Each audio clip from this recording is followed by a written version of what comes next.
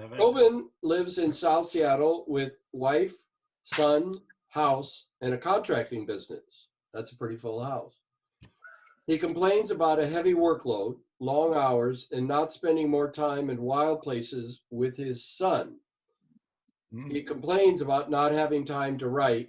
He's working on trying to remember to complain less. Please welcome Tobin. I wish that my bio had advanced since that. That's probably from like, well, last fall or something. But I'm still in that miserable condition. So, hell, I'm in worse condition, to tell you the truth. But it's kind of surviving here. And some of these poems that I've got tonight, I've got 15 minutes. Is that right, Leopoldo? Yeah. Good. Are trying to maybe capture that sense of things that I value. Yeah. And things that maybe not just me, but in general, we're all maybe having a appreciation of these days. So my poems are trying to head in that direction. And I'm very aware that we're entering a year of hardship and loss that we're just at the beginning of. It's by no means the leveling out of the plateau of the bell curve does not mean a leveling out of the suffering that's ahead. I think is what I had this sense of foreboding about. My first poem, Give and Take, Give and Take. Oh, the other thing, all my poems, I'm trying to be pretty brief because I expect that in an online forum, not too long poems is probably easier to digest. Give and take. What shall we look upon today that might become us tomorrow? The bare branch against winter's gray sky, or the tender open face now hurrying by? We take what we are given, then we give it back.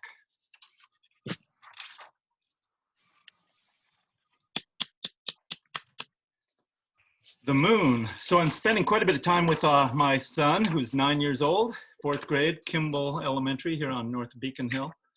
And my wife, who works as a hospice chaplain. So she's immersed in the very, very high risk community, and cautions about COVID are very huge on her agenda these days.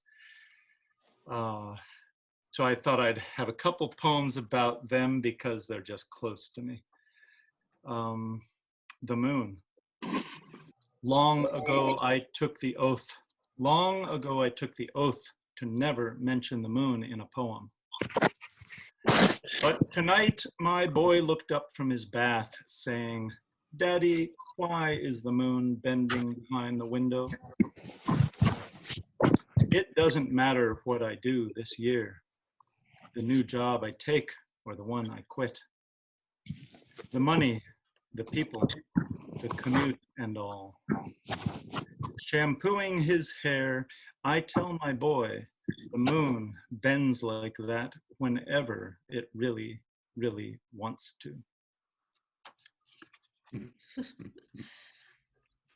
Now, Paul Nelson was on our call last week, and I loved I love hearing his stuff, and it varies a lot each time I hear it. And his recent work has really been exciting around the Washington State history stuff. But he likes this poem a lot, so I thought I'd bring it. He seemed to really enjoy it. And maybe it captures something about how we're wrestling with time or finding the suspended reality of time these days. Time Control is the name of this, Time Control. Starbucks posts a stupid little warning that it's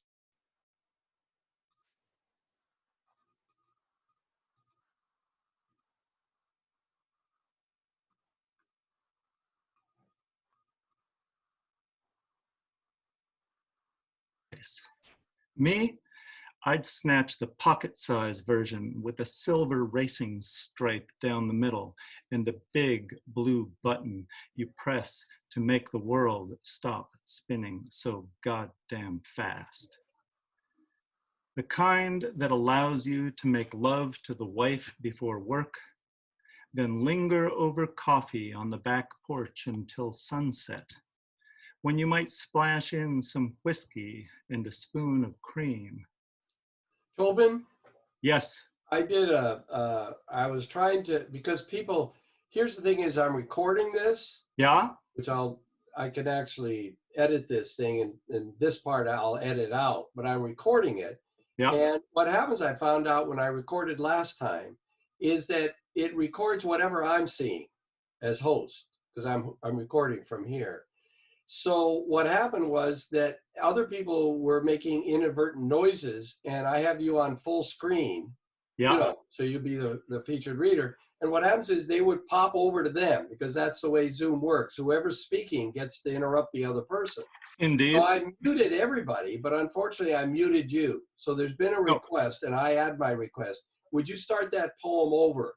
I have everybody unmuted, and if you'd like to, muted, and if you'd like to unmute, use the space key, or you can unmute yourself, but perhaps while Tobin's speaking, we can just be muted. Great.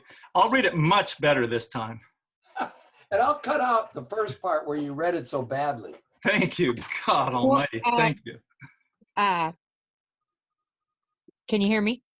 Yes. Yes. Well, it was about to like say an expletive, so I just thought it went on for quite a while. And you were bleeping him out. I see. That's good. Okay, I'm going to mute you again, Carrie. All right, you already did. I would never cuss in a poem or in an online forum. Couldn't have been me. Probably one of the audience. Time control. Starbucks posts a stupid little warning that its money is kept in a safe protected by a time control device. Seriously? Who the hell is going to care about the cash when they could steal the fucking time control device? Me? I'd snatch the pocket-sized version with a silver racing stripe down the middle and a big blue button you press to make the world stop spinning so goddamn fast. The kind that allows you to make love to the wife before work, then linger over coffee on the back porch until sunset, when you might splash in some whiskey and a spoon of cream. The kind that lets you lose yourself into a framed painting of old growth cedars, in which a small yellow-winged owl floats just above the lady ferns. With a mere press of the button as you hurry down the hall to your next committee meeting.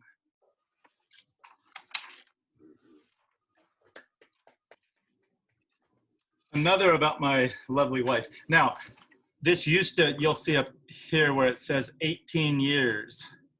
And I think the first time I wrote this was literally like 5 years. So we've been married a good time now. But I keep going back to this poem because it captures something for us about, you know, the little nonsense joys of marriage. Just for fun. And man, we're like, if we aren't having the nonsense joys, we're having nonsense pure aggravation. So this captures a little bit of one side of it. Just for fun. My wife's making gingerbread on the kitchen counter with a red hat on and her hair curling out from behind the ear. She says, it's today's one creative effort. And mantras, blackstrap molasses, over and over, just for fun. She complains that I never write poems about her anymore, that those early verses were just my way of bedding her. She's right, of course, 18 years spooning her to sleep, and only now do I discover another good reason for writing poems. Just for fun.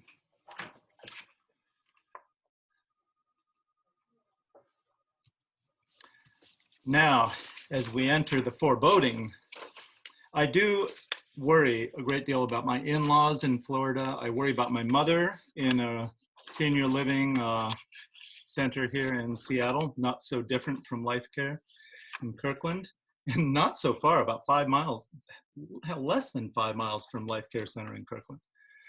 She's over in Bothell.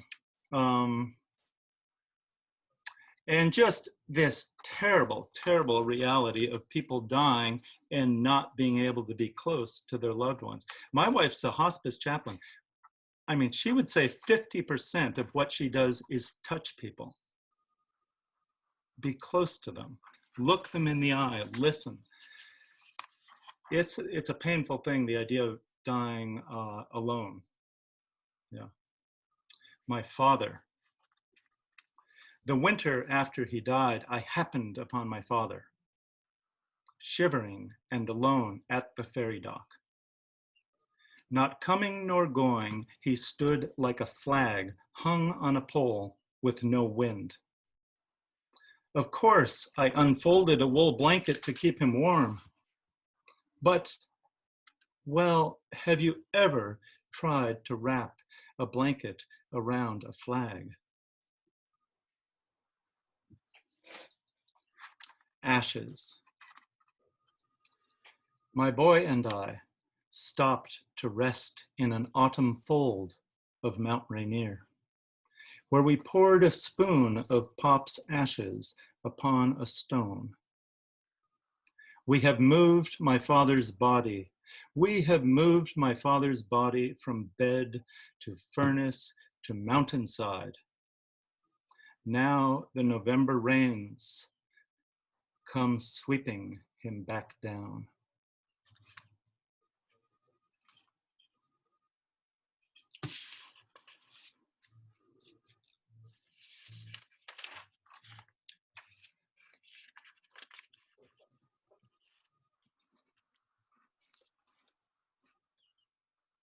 I'm just looking to see how we're doing time-wise here. Okay. The mouth. Not some forgotten part of the body, the spleen or hair on the rim of an ear. The mouth is wide, like a city. Like horns in traffic, most words are useless and annoying. They make a mess of family, friends, and work. Lying between head and heart, it takes all our lives to tune the tongue true. Even then, there's plenty that flits in from who knows where. Bits of it, thank God, are halting and beautiful.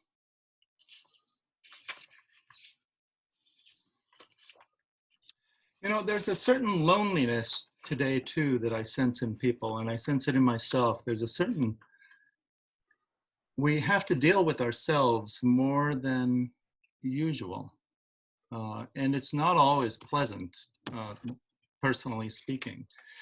But this is a poem that captures a sense of loneliness about myself. It's quite a while ago when I first moved back to Seattle about 20 years ago. Very close to C&P Coffee House. So that kind of terrain. What there was. There were no leafless winter trees, no loose wind moving through the branches, no storm clouds gathering over the sound. No dark houses with empty windows, no blackbirds on the roofline, no frozen meadow grass beside the road. No church door, no stone steps, no bent gray men on the sidewalk. There was no memory of a woman, no desire for another country, no faith in words of any kind. There was only a tall man running down the street for the early morning bus.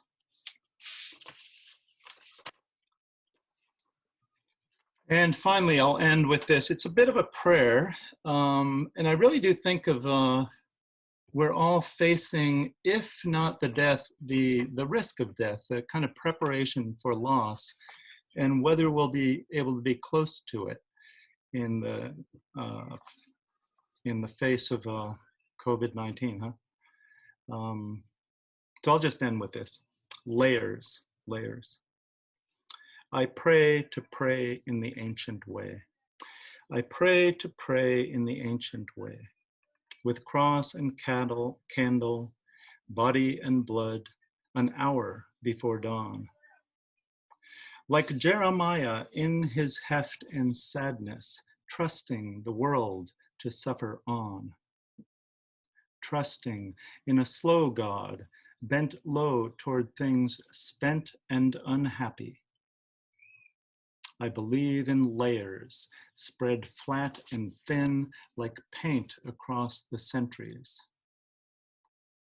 The press of the dead, their efforts and losses, achievements and pleasures. And what they know now, they watch us all, covering us in just, honest measure. I pray to remember. Really definitive explanation for probably another 3 weeks. So thank you, Tobin. That was wonderful. Really appreciate it. That's why I unmuted you all so you could make up some noise. Thank you. And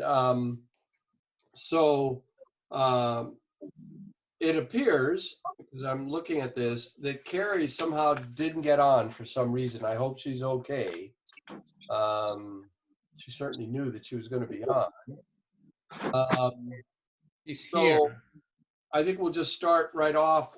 Well, why don't I do this thing, with Joe in kind of see how that works. And I'm going to share this thing. She's a friend of mine. And I have this thing going on that's called Art Fence. It's a social distancing fence. It's the fence that runs the whole length of our street, our property on the street. It's a kind of a weathered, beaten gray fence. And I put some of this computer art enhanced stuff. I think I mentioned it before. And some people have posted poems on it, which I think is pretty cool. And then, this, 2-year-old put her artwork up there. I invited people to do that. And so I loved her all to pieces, for doing that. I guess her mom was involved in the putting it up because it was a little higher than I think she could reach. But then other people have put other stuff, including one today that was aptly named Drunken Night in Lockup. But it's actually just a kind of some picture of a crazy looking daisy, kind of weird face. So in the process, Joe sent me this poem. And so I'm going to cut to it right now. And you should be able to see this because it's going to be on my screen. And it's a very short poem. And she's going to read it. You might want to fiddle with your volume because she's not talking very loudly. And here she goes. The fluttering thread from the frail wrist to the beeping hospital monitor. The kiss from her grandchild, visiting on her way home from her school friend's party. The birthday cake served by the father, jet-lagged after the long journey home from his father's funeral. 12,000 miles away, his mother-in-law's embrace of condolence, concealing a particle invisible to sight. No apparent link to the flutter of a bat's wing in a market far away. So that's it. Back again. Nice. Yeah, I know. And so you can start whenever you want, Kuhn. Okay, this is a short story or flash fiction I wrote for the Work Literary Zine in Portland, Oregon. It was picked up by Godshot Review in Portland, which means a literary magazine of very little value. And they translate it into Korean and Spanish. And the title is When Kafka is Unhappy. Now, most people know who Franz Kafka was because in high school, most of us had to read The Metamorphosis, which is about a salesman turning into a cockroach, which his family ultimately killed. So anyway, he was no longer useful to his family, so they had to get rid of him in order to have his room rented out to boarders. So that's what happened to him. So it started out bad and got worse and worse. It ends up in a very bad place. So this is when Kafka is unhappy. Oh, another thing I should mention was Kafka was actually a lawyer. He worked for the disability compensations. He gave disability insurance to people. So this is the story when Kafka is unhappy. When Kafka is unhappy, he paces about his room in the rooming house known as the castle. He shares the carpet with the little girl ghost as she runs back and forth, stepping over his slippers, humming Leonard Cohen's tune, Suzanne, and ignores the writer-lawyer altogether. She has a mind of her own, thinks Franz, but I have to keep my window shut so that caterpillars can't get in here and eat what's left from bagel with cream cheese. Being a lawyer and working for the Disability Compensation Bureau, Kafka sees many people down on their luck. One mistake in the workplace can cost you your hand or your arm. And a ton of bricks can fall on you at the factory if the forklift guy isn't looking out for you. And so you join union, safety in numbers. The other day, Max Brod came over and wanted to be literary executive of his novels. Franz is not so eager to be published in his lifetime. Just think, my dear Franz, with your clean prose, elegant and Spartan, and your ideas. What ideas? How can you deprive the world of this literary feast? Franz remains mum. He's afraid of success, if it does come, will spoil anonymity and even misrepresent him. I wrote because of these maddening ideas. In no way am I going to betray my little girl ghost in my room.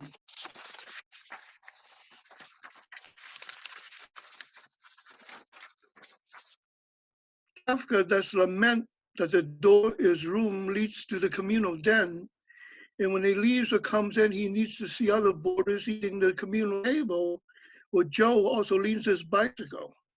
He's careful not to let the girl goes out his room.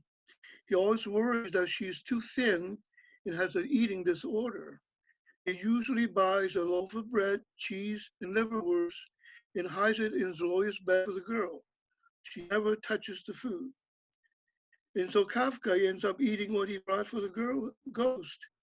And think about justice in its whole way. It's overly misrepresented, he thinks.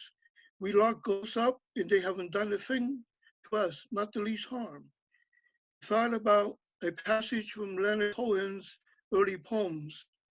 I wonder, when I look out the window of the furnished room, how many people are looking back at me. Kafka kept on writing throughout the night. He knows that on a cold, cold day, his manuscript can make a pale fire. The thought of that makes him feel warm. He ignores the little girl ghost as she races up and down the carpet. Writing was his real job. And this was nominated for a Pushcart Prize, this poem. So that's it.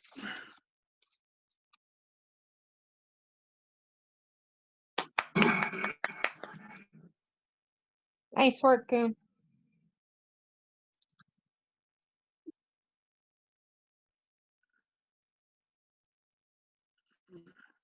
No, nobody, I can't hear anybody now. I think they're all muted. Somehow I got unmuted, but Leopoldo, you're still muted and it looks like you're trying to talk. I know, this is weird. Okay, now you can hear me.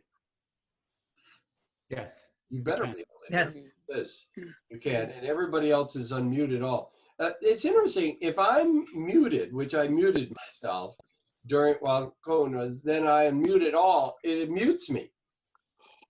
It kind of does whatever the backward is. I mean, I don't get it. I'll have to play with this more.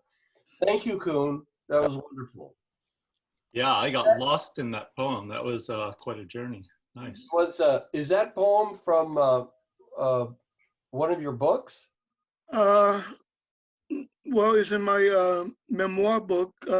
Yeah. This poem was sent to a work literary magazine it's an online journal in Portland, Oregon. And they have a friend who edits the Gopshai Review in Portland. So he picked it up for his magazine, which is a Okay. print magazine, and he translated into Korean. You can see some of the Korean here. Wow. In Spanish. Oh. And they also nominated for Pushcart. So Wow. that guy really actually he likes Kafka a lot. Hmm. And I'm proud to say I read everything that Kafka has written when I was 21 years old. Wow. And he's considered by some Europeans to be the best writer in the 20th century, because he's the first one to deal with angst or alienation in literature. So. Mm. Well, thank you, Kuhn. And I just got a message that apparently, and this came from Carrie's friend, she's having technical problems with Zoom and her tablet. She's not able to make it to the forum and apologize with regret and frustration. So Oh. she may be, if she can figure this out, Pam, she may be the featured reader next time with you. Okay, sounds All great. right. And I'm going to check with her and assume that might be the case. So our next featured reader is Mary Crane. So I'm going to do what I did before. Just give me a second here. I've got to figure this out a little bit better, but I'm going to mute all, and then I'm going to unmute. I'm going to unmute you. So now you're unmuted, and I'm going to go to speaker view. So now I can just see you for the recording. Okay. In the dark hour.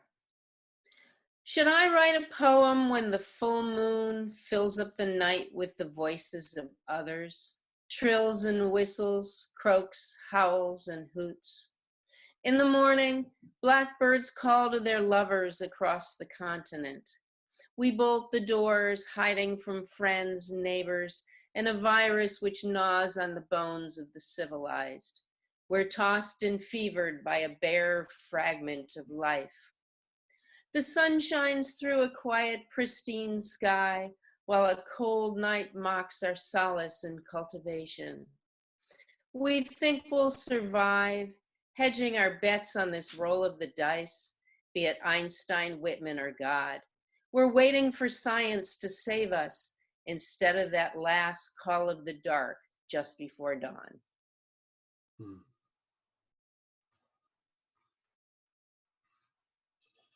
Very nice. Very nice.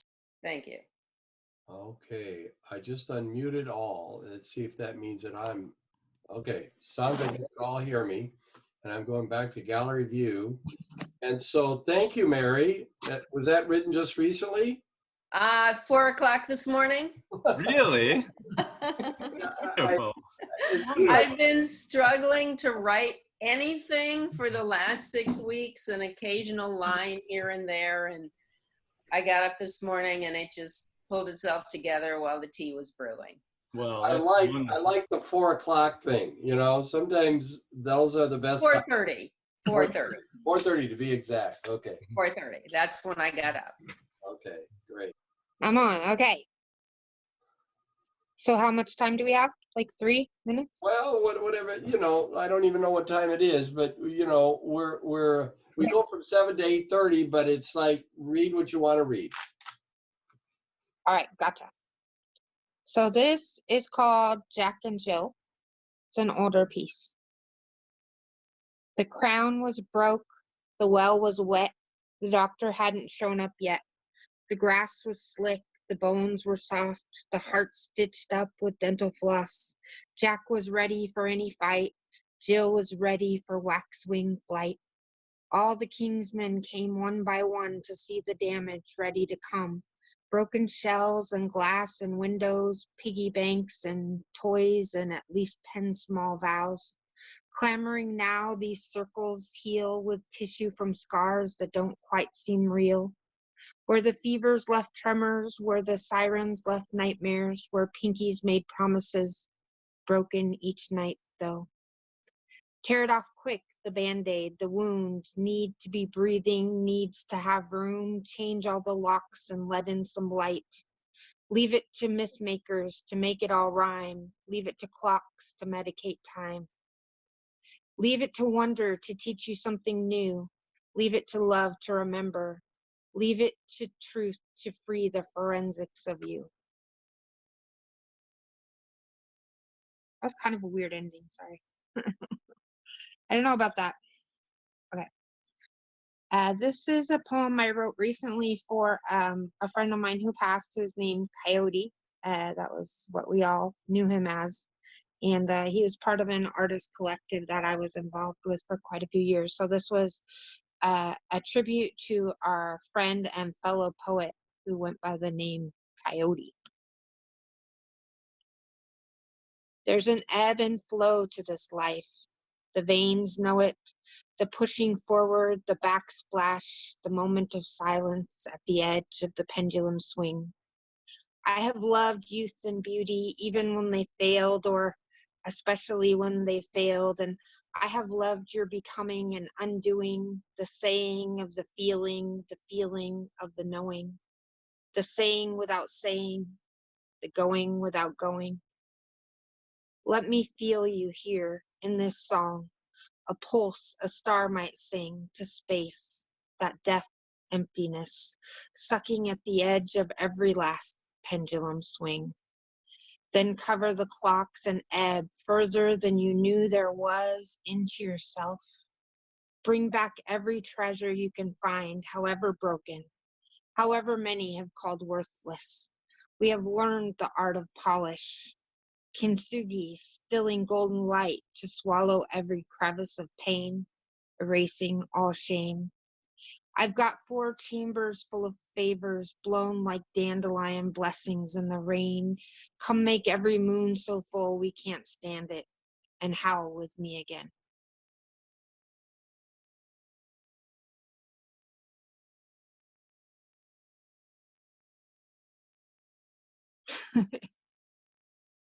All right, I can't hear you, but I think that was okay.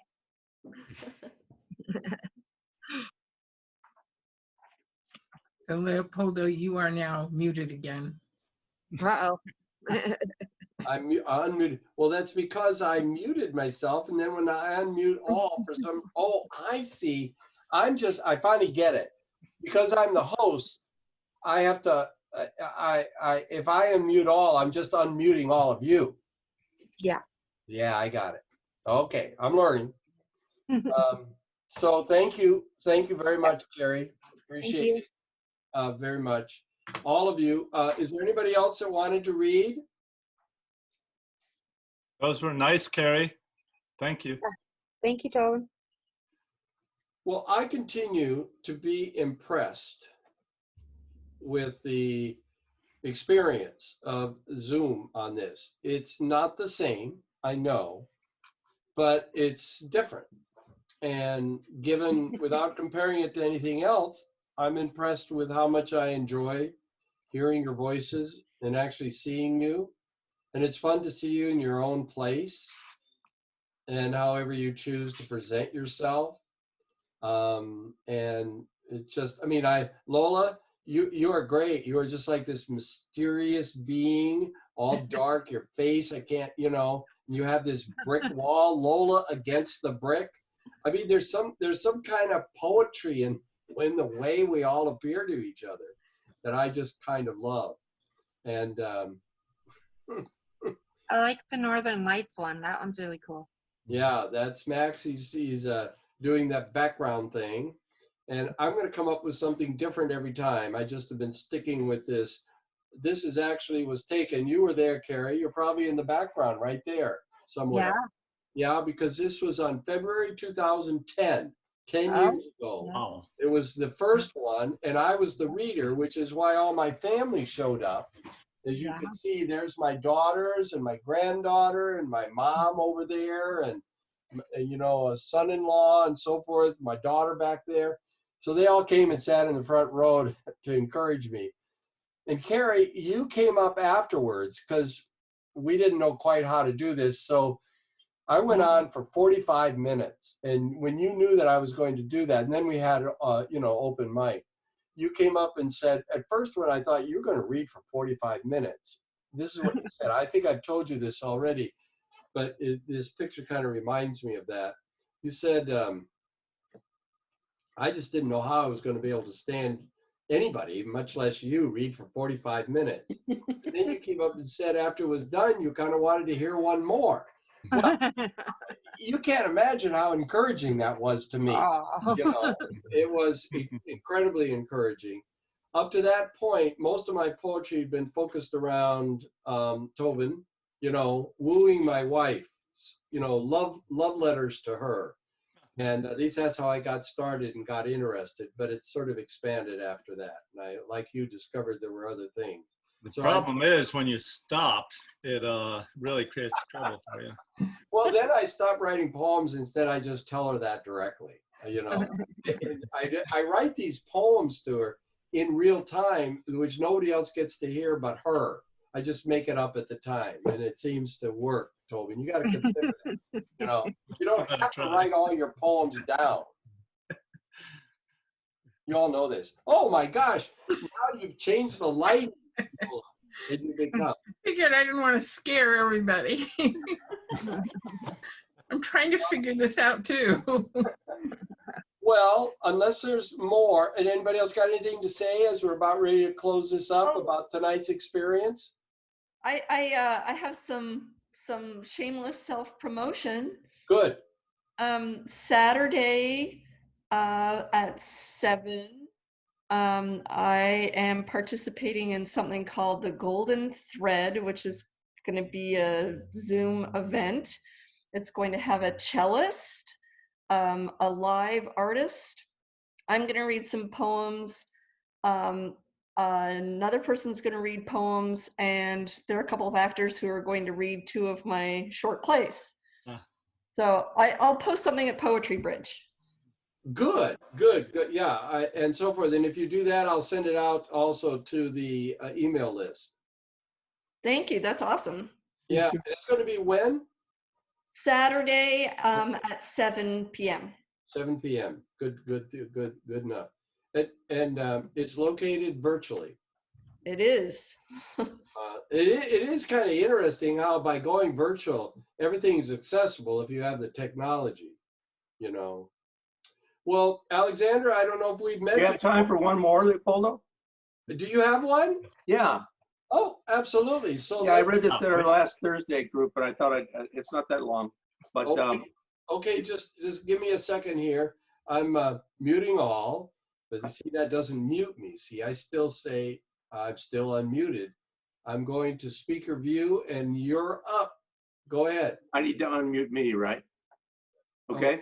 It would be good to unmute you, wouldn't it? Am I good? No, you're not. I don't know if I did that or not. Alexander, unmute. Okay, you're, well, I say unmute, I click unmute, but. Okay, how about now? I can hear you, but. We can hear you, Alexander. Okay, you're heard. Alex is good enough. Alexander was what my mother called me when I was in trouble. This is called Pandemic Distance, Day 23.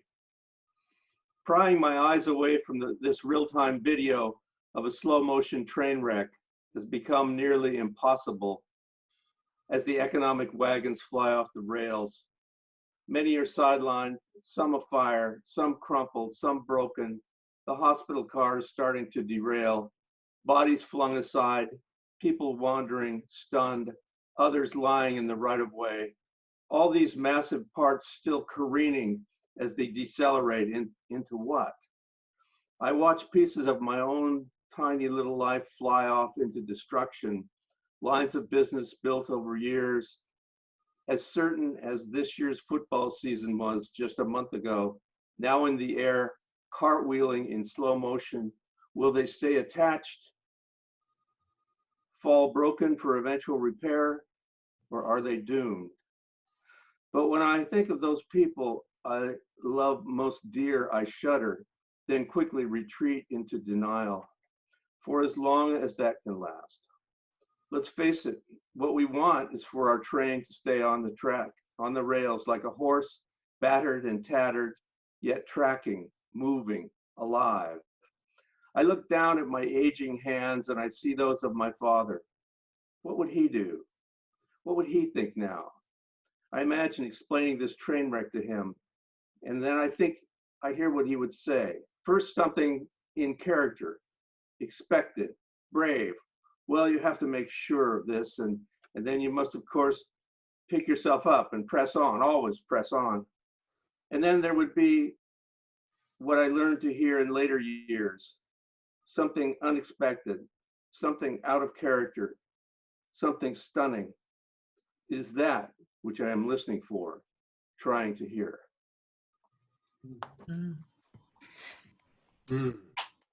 Piece of levity for you.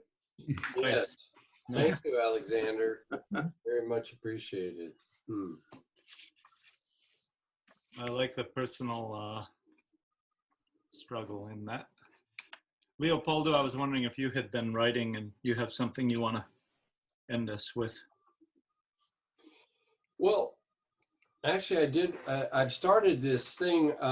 I found out that a colleague and a dear friend, and probably one of the wisest people I've known personally, who I have lost touch with, and I finally was connected, but she's been diagnosed with bladder cancer, and so we finally got to have a conversation, and it just lifted my spirits. I mean, to hear her laugh and to, anyway, as a result, I began to start a series of poems that are about things I learned from her and our friendship and our working together in so many situations.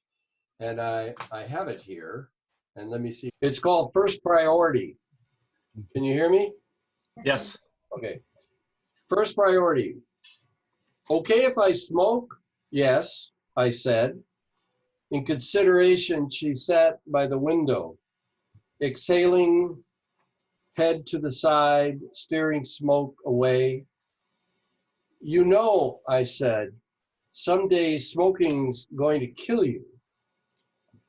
She looked right at me carefully in a soft voice. Smoking won't kill me. Racism will.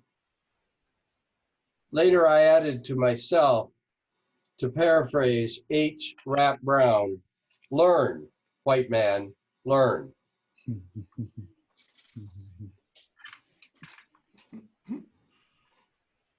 If you don't know the reference, H. Rap Brown was initially connected with SNCC, the Student Nonviolent, whatever it is, committee. But then he got tired of pacifism, and he joined the Black Panthers and he became the Minister of Justice. And among other things, I think he wrote a book, or he was associated with the phrase, burn, baby, burn, which, you know, during that time, there was a lot of rioting and burning in places like Watts and et cetera. And so that was the reference to H. Rap Brown. Would you read that last stanza or two again then? So she's looked at me and she said, smoking won't kill me, racism will. Later, I added to myself, to paraphrase H. Rap Brown, learn, white man, learn. She didn't say that, but I added it. It's a matter of priorities. You know, if you're privileged, you can choose what you want to focus on when you want to help other people and improve their lives. But when you're part of an oppressed group, you know what's the first priority. And I had not taken that into consideration. And at this moment,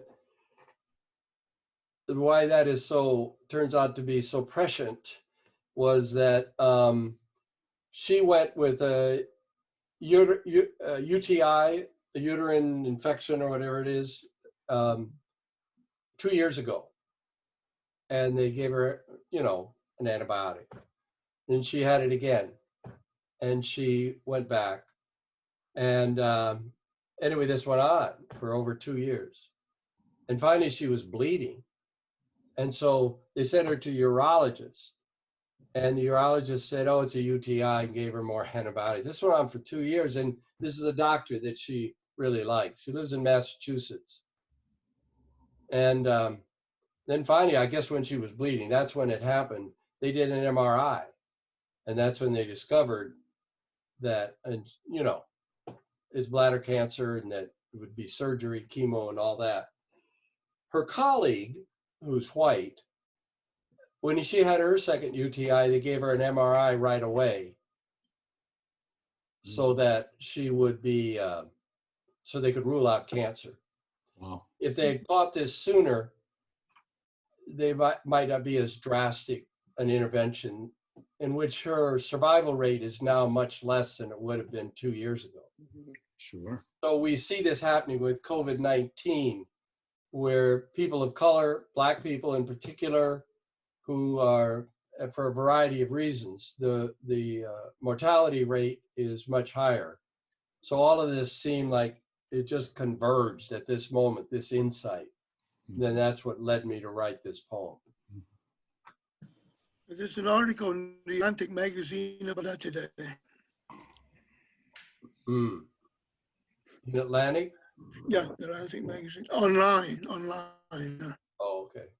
Yeah, there's a part in the Wanda Sykes comedy special, but it's been cited on some of the news shows where she talks about how, you know, there's not a huge prevalence of opioid addiction in the Black community because they don't give Black people opioids. Like, she talked about having a double mastectomy and going home, and she's like, you know what they gave me for pain? They told her to take ibuprofen. And and when they sent her home from the hospital, she's like, you know, I was in the break room at work and I said I had a headache, and you know, like every white person at the writer's table is like, I got Percocet, I got Oxycontin, what do you want? Like, they're all passing out, you know, pain medication, like it's candy. But you know, it led to like people actually looking into the stats, and it's pretty amazing at, you know, how less like pain medication and things like that are prescribed, and just really horrific results, right? Right. Well, I asked her, I said, so I reminded her of this incident, which she kind of remembered, but she said, well, that sounds like me. And I said, do you think racism has something to do with your condition now? And she said, absolutely. And so, yeah, people ought to stop smoking, I think. I mean, I think smoking is bad for you, but it's not the worst thing that's going on, you know. So anyway, thank you for asking me to read that poem. I was kind of waiting until I got done with this series, because I have so many incidences like that where I learned something that was very important to me, you know, that came from a place of wisdom and also from a place of experience. It's not mine. In some ways, I mean, this is true of all of us. Each of us are bringing something from our experience, but I think mostly where that has been an opportunity to learn has been with you, Kuhn, because of your experiences in your history. You've shared so much of what that is, including that about you know, the thing that you posted on PoetryBridge about the when you feel Chinese, you know. Yeah, identity is a very big problem for people, especially for me. It was considered generation 1.5. I was not born in the United States. I was born in China, but it came in an early age. So I'm sort of half Chinese and half American. Yeah. Can't decide which. Mm-hmm. So poetry is what saves me. So, by the way, I'd like to have a commercial break here. This is the anthology here we publish. Yes. By the Chrysanthemum Literary Society here. Yes. Can we see the title? Many of the PoetryBridge people, readers are in here. I'm going to make a special offer to people. Yes. On Amazon. It's $22.95, and I'm selling it for $12.95. All you have to do is email me at kuhnmoon@gmail.com. Wow. Postage paid. That's awesome. I'll buy one, Coon. This is Carrie. I'll email you. Okay. Koonwoon@gmail.com. KOONWOON@gmail.com. Okay. All right. Well, listen, I think we're going to always have this section of what I call shameless promotions. This is to, as Pam said, although I see no shame in it, but I didn't promote myself in the book because I didn't put any one of my own poems in there. you did not put one of your own poems, Coon. That was, and you were the editor. You had all this power. Well, it'd be sort of like self-publishing if I did it.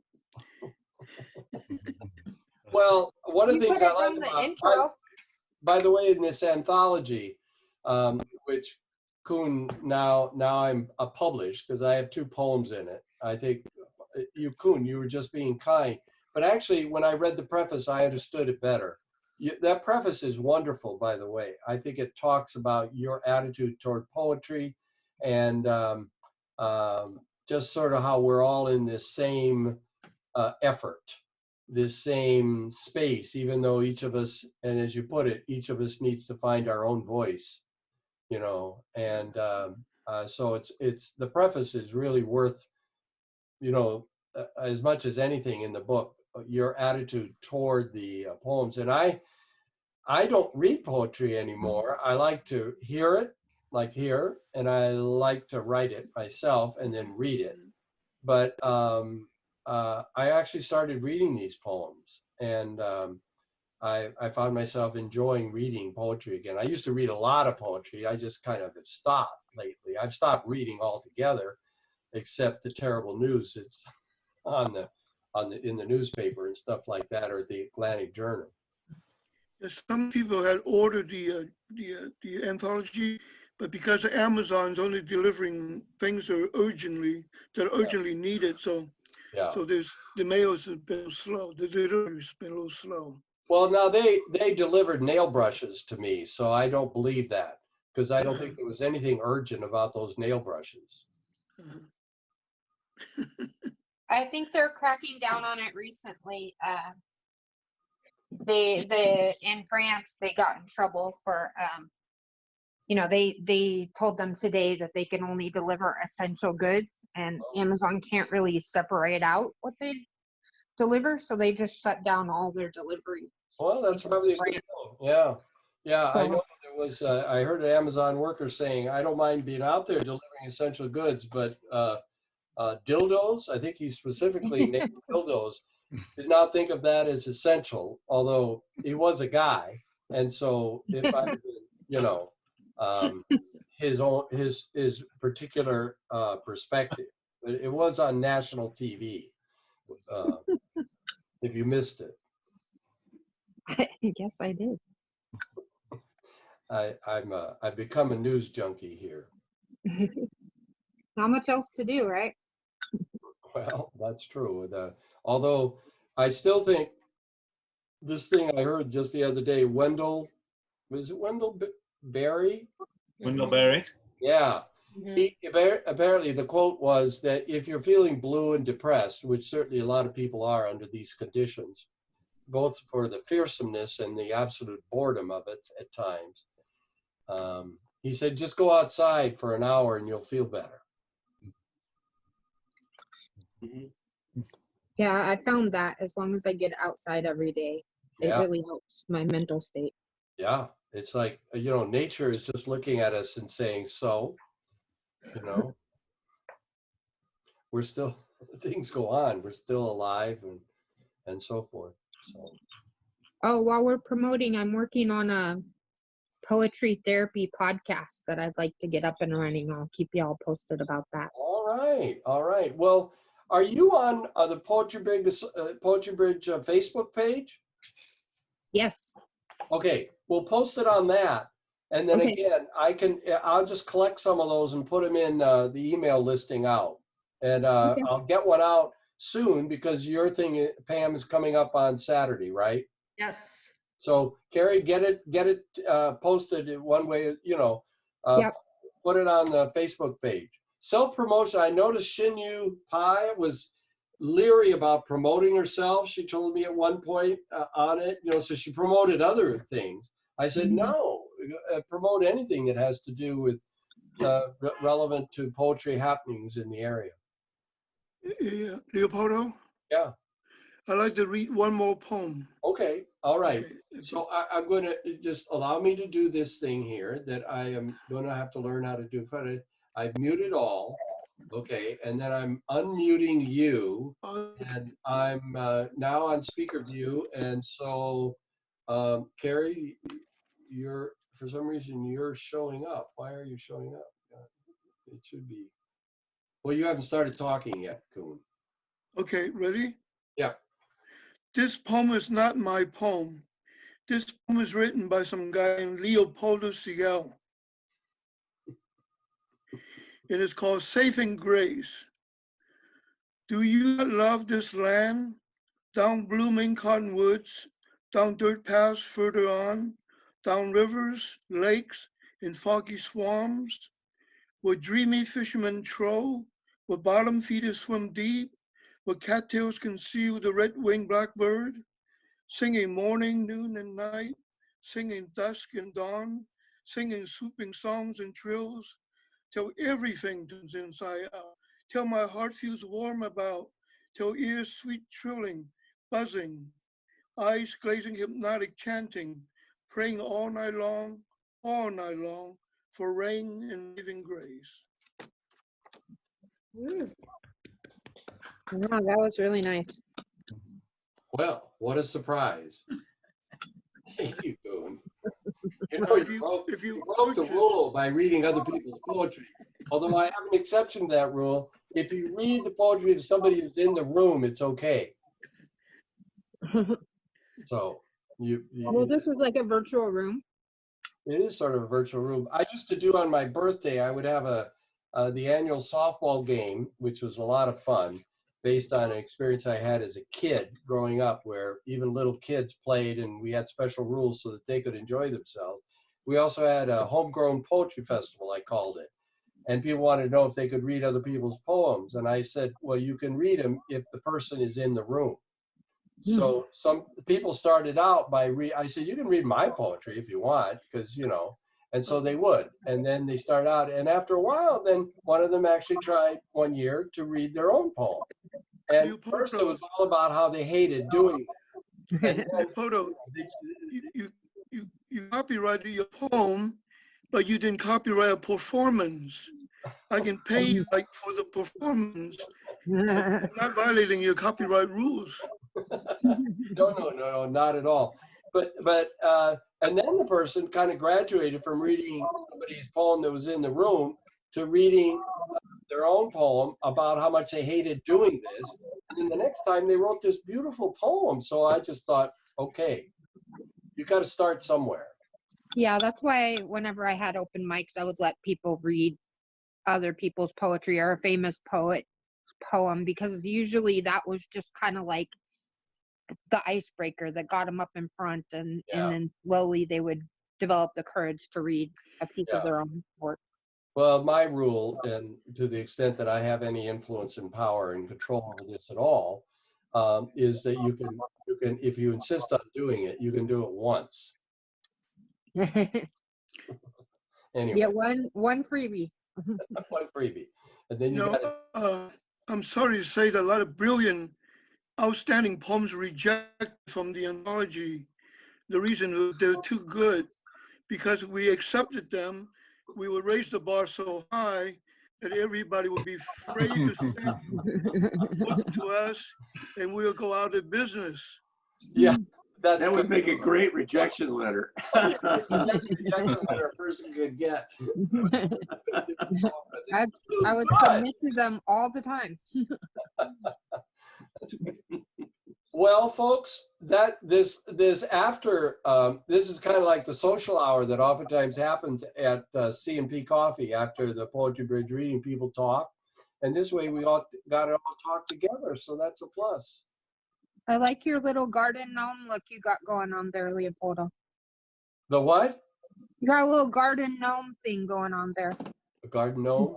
Yeah. Oh, me. Yeah, with your hat and your beard and your. Yeah, I'm just trying to keep the hair out of my eyes, but it's giving me a certain look. My wife keeps calling me the wizard, which I think is better than other things she might call me. And, Yeah.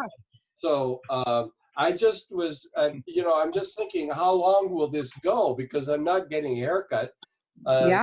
You know, by my favorite, the only person that has been cutting my hair for like 15 years, and I just can't do it. She can't do it.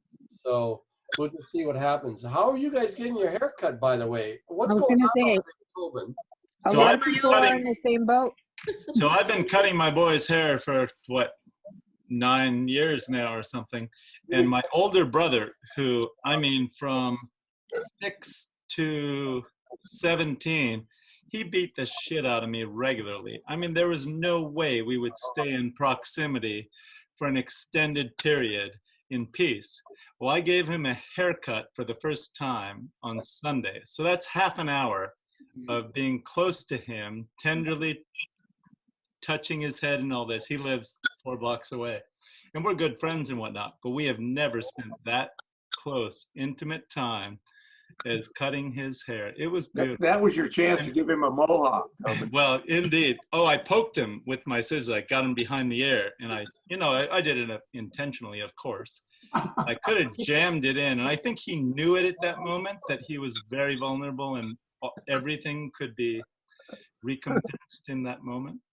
But There is a vulnerability. actually, it was a very wonderful, tender little. It's both intimate but also very vulnerable. I remember having, when I was younger, having a barber shave me because I wanted to have the experience, and just having a person, you know, with a straight razor go like this on that just gave me a kind of a.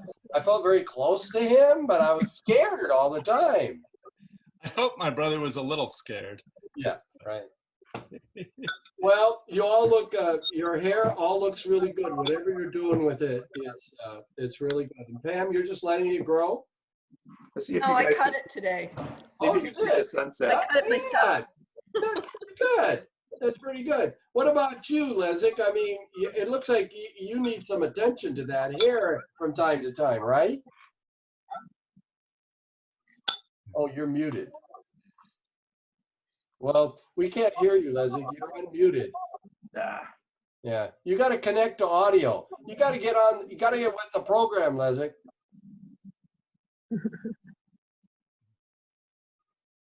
Lola, are you having your hair cut? No, but I have very, very curly hair. Yes. So the longer it gets, the more it curls up, and it's fine with me. Yeah. Why not? Plus, one of the advantages of using a background is that it seems to have some sort of pixel boundary. Okay. So you guys have absolutely no idea how bad my hair really looks. So it's because gotten pretty afro at this point, is what you're saying. It's kind of really bouffant. yeah, it's really weird. You know? You know, they call that a half row, Leopoldo. Ah, Afro. Afro. Okay. All right. Well, thank you so much, all of you. This has been actually really fun, and particularly the after reading chat and conversation. It's been that's been good too. So we'll see you all next week, and it'll be Pam Carter, and we'll try to get Carrie, who was going to read tonight, on, and we'll go Have you from heard there. from her, Leopoldo? Yes. Nothing? What? Did you hear from Carrie? Yes, I did. And Okay. I read, basically, she's having technical issues. She was very Okay. frustrated and apologetic, but we'll try to get her on next week. Okay, great. thanks for doing this, Leopoldo. All right. Yeah. you're- Thank you. Certainly. Good night, everybody. Thank you. Good night. Good Good night. night. Thank Bye-bye. you.